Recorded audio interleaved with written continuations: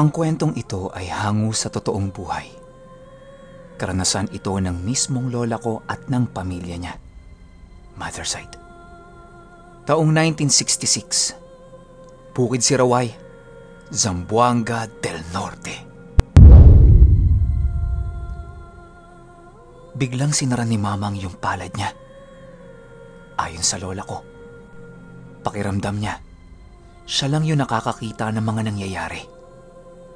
Dahil nung may inaangat si Mamang, nakakakita siya ng usok na itim na lumalabas sa katawan ng lalaki. Tapos doon naman sa itaas ng kubo, merong malaki at mahabang itim na braso ang kumukuha doon sa usok. Maniwala kayo o hindi, yung brasong nakita ng lola ko, halos kasing laki ng tao. Tapos itim na itim yun, para bang sunog na puno. Ganon yung itsura. Nung isara ni Mamang yung palad niya, sumabay din ang pagsara yung kamay ng malaking braso na yon.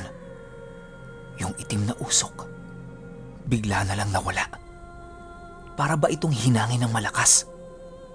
Matapos yan, bumalik sa pagiging normal yung lalaki. Akala nila tapos na.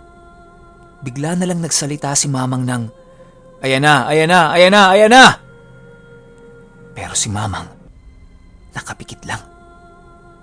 Hindi naman nila alam kung ano yung sinasabi niya. Bigla na namang hinimatay yung lalaki. Tapos nakarinig sila ng mahinang tawa na nanggagaling dito.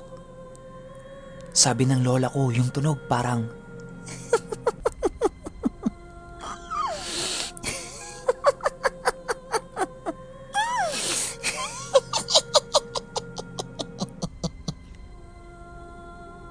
akmang uupo na ito nang biglang iharang ni Mamang yung palad niya sa dibdib nito.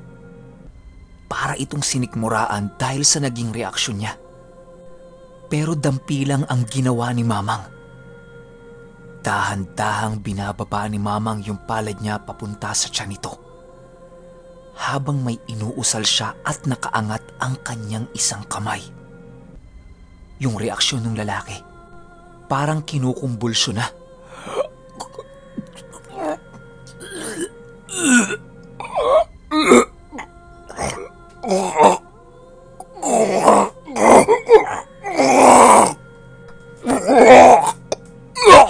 Alisin mo yan!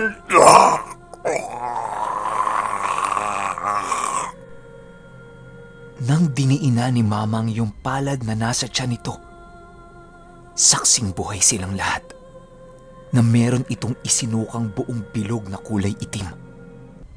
Lalapit sana yung kasama nito para tulungan siya. Pero inawat ni Mamang. Hayaan lang. 3 buong bilog ang sinuka nun. Tapos may likidong kasama na kulay itim din. Sumisigaw na si Mamang ng mga salitang hindi nila maintindihan.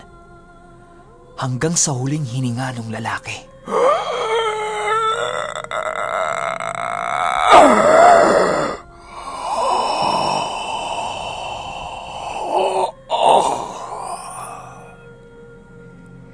Hirap na hirap itong ilabas kung ano yung gustong kunin ni Mamang. Paikot-ikot yung palad ni Mamang sa tiyan nito. Hanggang sa ibaba na niya yung isang kamay niya para tumulong sa pag-ikot sa tiyan ng lalaki. Matapos ang ilang segundo, biglang bumulwak sa bibig ng lalaki yung parang mga lumot na itim. Ang dami nun. Takot na yung mga bata dahil sa nangyayari. Maliban sa lola ko na manghang-mangha sa kung anong nakikita niya. Ito palang si Mamang, napapalibutan ng mga nagliliwanag na babae at iba't ibang klase ng mga nilalang na magaganda ang mga itsura. Hindi niya alam kung mga anghel ba o engkanto yon. Basta ang malinaw sa kanya, magaan ang loob niya sa mga nilalang na yon. Ultimo yung malaking braso at kamay na nasa itaas ng kubo nila. Tumutulong din kay Mamang. Hanggang sa hinimatay na naman yung lalaki. Si Mamang, pagod na pagod at hahapu-hapo. Ang sabi niya, tapos na. Nayari na niya yung dalawa. Sinubukan niya makipag-usap sa isa sa mga yon. Pero tinatawanan lang siya.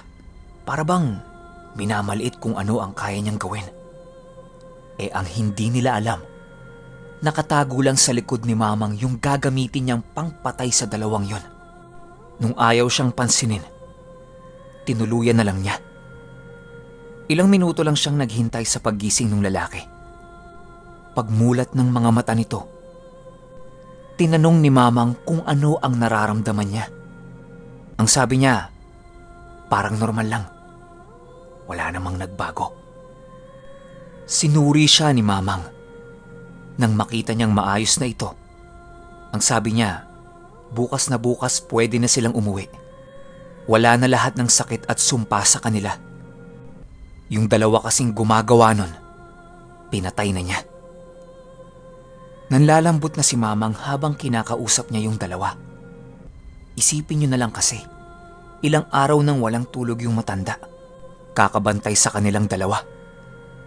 Matapos yan, nagpaalam si Mamang sa tatay ng lola ko na siya na muna ang bahala sa lahat. Si Tatay Dadoy kasi tulog na din eh. May mga kaibigan sila sa labas. Kung may manggugulo man, ikalat niya sa paligid ng kubo nila yung natitirang abo ng itim na kabibe. Andun lang yun sa bintana. Kunin na lang niya. Matapos ang mga bili ni Mamang, pumasok ito sa kwarto nila at humiga. Silang mag-anak na lang yung gising, tsaka yung 2 tauhan ni Tatay Dadoy.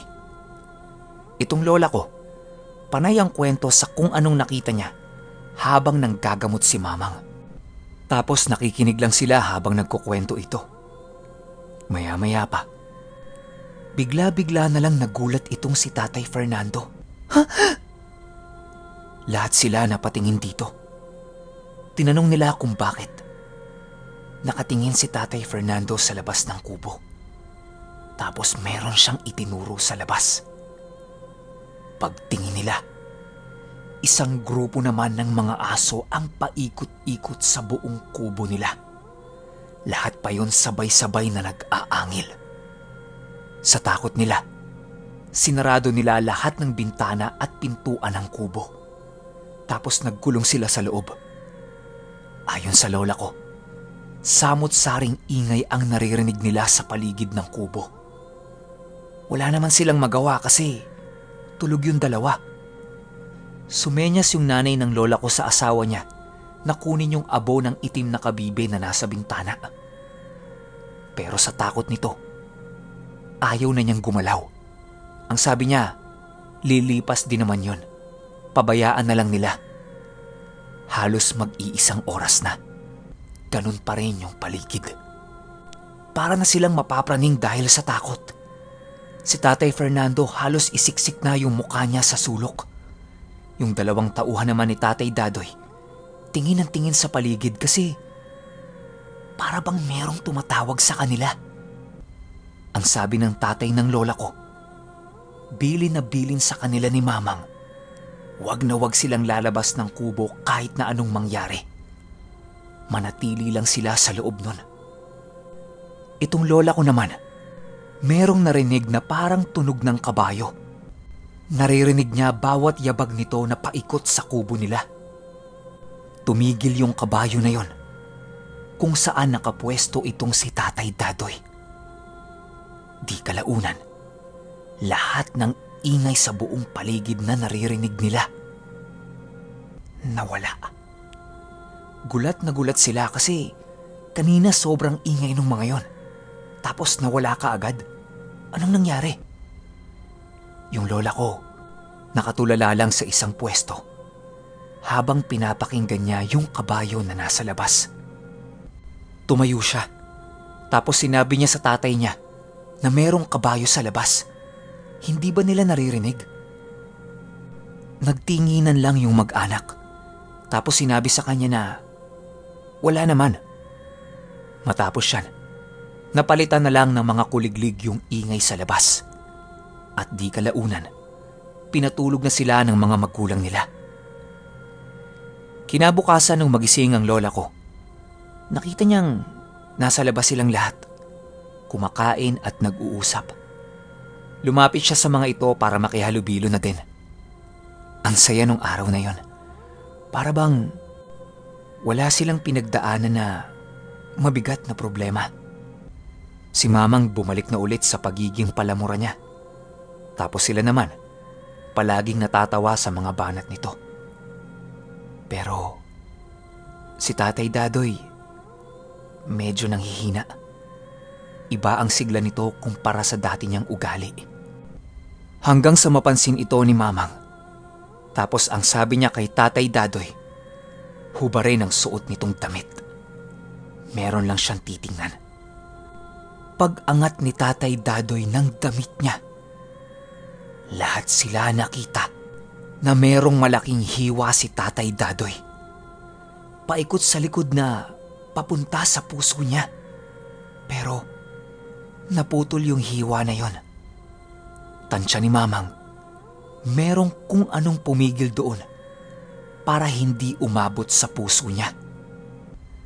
Napakunot ng noo si Mamang sa nakita niya kasi, okay, muli-muli humihingi ako ng tawad sa inyo kasi pinutol ko na naman yung pakikinig ninyo.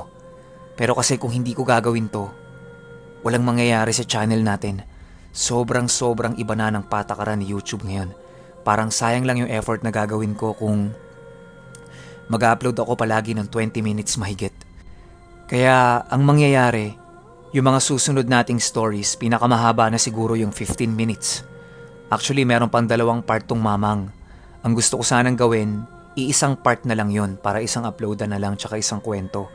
Pero kasi, dahil nga may ibang patakaran na naman si YouTube, hahatiin ko ulit yun sa 2. Pero yung paparating na part, medyo magaan na siya. Kaya sana hintayin nyo pa rin. Sana tingnan nyo pa rin kung ano yung gagawin ni Mamang para mapagaling si Tatay Dadoy. Sisikapin ko mag-upload ulit ng 2 bukas para matapos na tong Mamang na series natin kasi masyado nang mahaba. Gusto ko na magkwento ng iba. Sobrang dami pa nating lineup na horror stories. Sana matapos ko na at sana. Hintayin ninyo. Yun lang. Kita-kits tayo sa part 7 at part 8. Maraming salamat.